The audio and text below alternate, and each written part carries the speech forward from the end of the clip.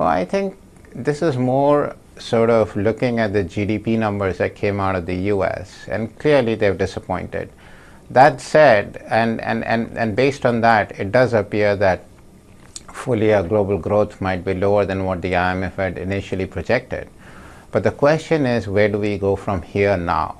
And I think that there is a clear cyclical uptick. We've seen that some of the complementary data points that have come out of the US, non-farm payrolls, the ISM numbers, they all seem pretty good at this point in time.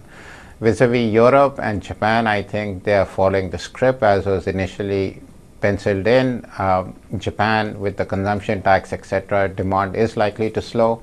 So to that extent, I think that the real surprise has come from the US, and to some extent, we've had some negative numbers out of China, but we do think that we are at somewhere at the bottom in terms of the Chinese business cycle.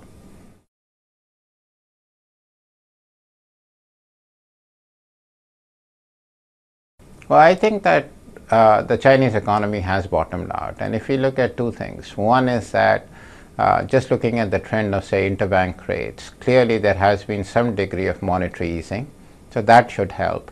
The second part is that they are now working more actively towards sort of deleveraging the economy. So I believe that about 100 firms have now been allowed to do IPOs this year, and that would help the momentum going forward.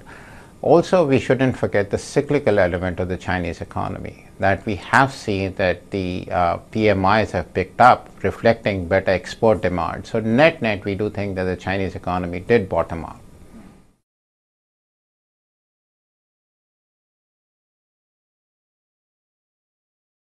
I think the market is really looking at a Jokowi victory.